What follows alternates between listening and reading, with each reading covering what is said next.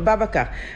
loi électorale bi ñi nga xam ne ñoom la jox pour que ñu daal di wax résultat yi ñoom la ñuy xaar présentement mais ndax doxalinu coalition Benno Bokk Yaakaar comme également coalition Yewwi Askan Wi yéen ñi nga xam ne yéen a ngi woon ci processus bi lu bari ngeen dox ko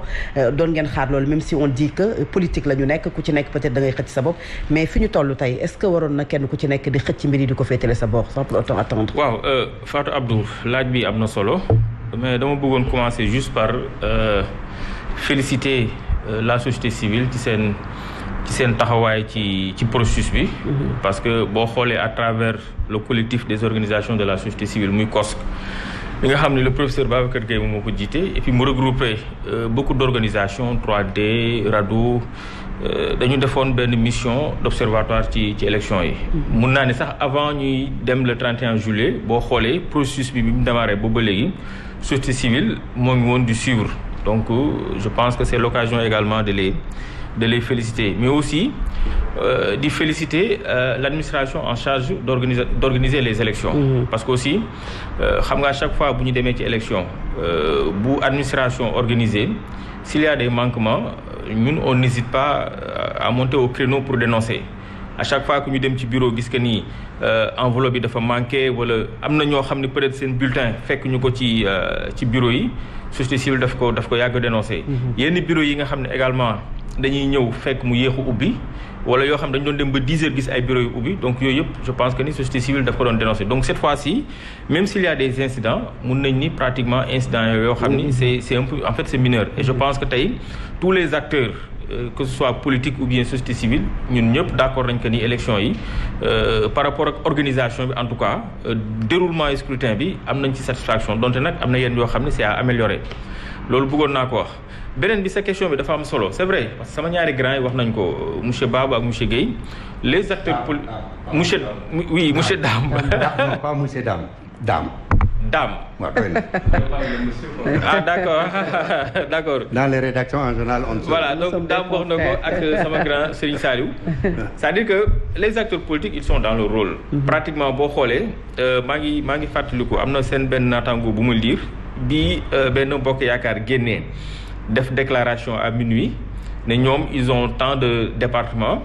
seen naataango bi dafa bind daan ni Yewwi warul woon xaar. ba Benno Bokk Yaakaar di def seen point de presse parce que bu ñu tollee ci situation bi waroo nekk situation boo xam da ngay répondre c'est-à-dire c'était ku njëkkoon génn rek amaana keneen ki bu waxee comme si bataille de communication voilà bataille de communication peut-être vous les experts yéen a ma ci gën a lool alors donc kon pour dire que ñoom ils sont dans le rôle mais li ci am solo mooy xam nga boo jëlee code électoral bi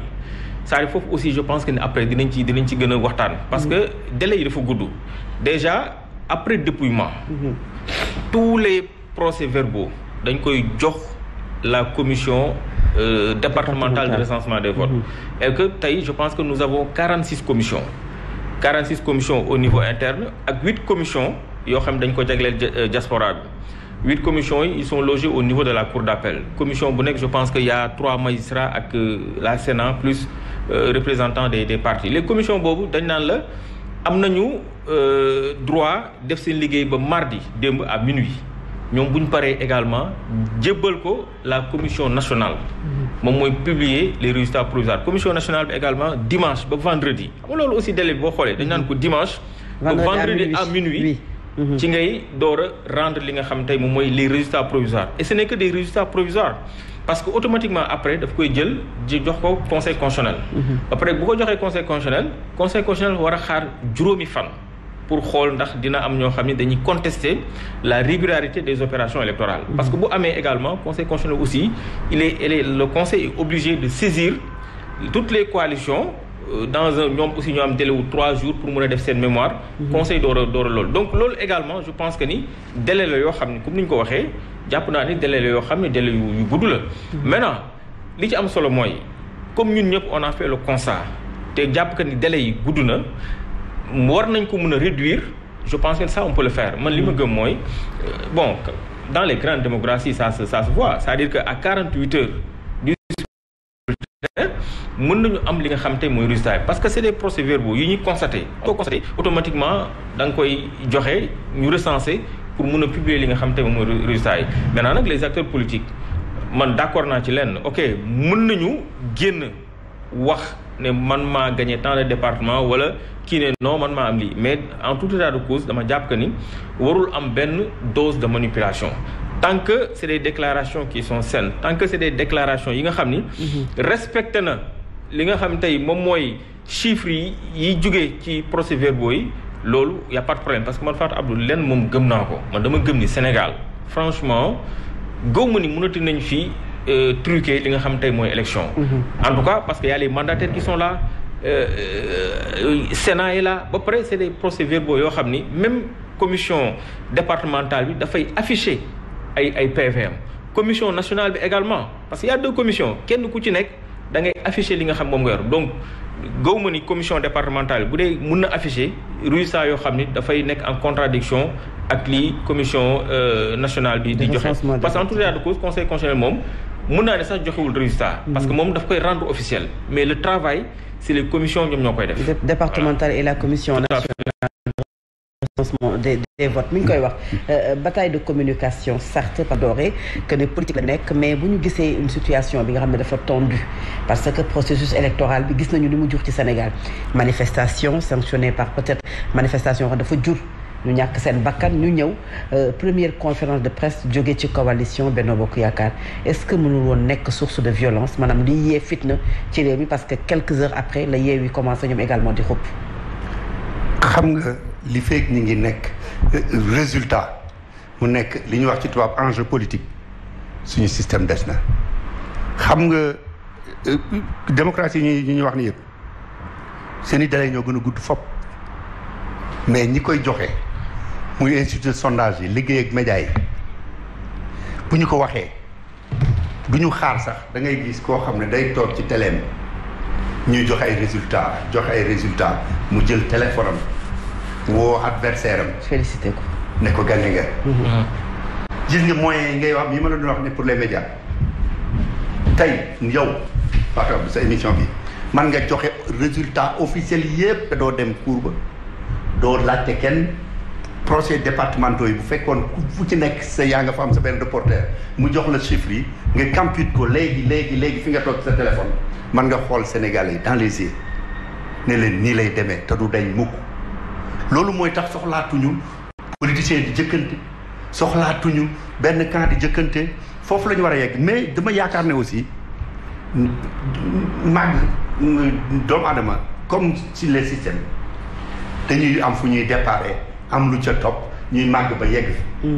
ñi fekkee woon 88 nga xam ne RTS ñetti résultat la joxe dëkk bi yëpp tàkk bu ñu demee ba médias yi sax bu ñu joxee ñuy war a xam télé bii moom bu ko joxee kii la bëgg a faral télé bi fële bëgg a faral bu nekkoon lu kenn mënatu la dindi kenn mënu ko soppi Sénégalais yi dinañu ko gëm soxlawuñu ñu naan cour d'appel na dox xam nga Amérique ñaata temps la ñuy xaar pour confirmer pour élection au président 3 mois balaa muy officiel le premier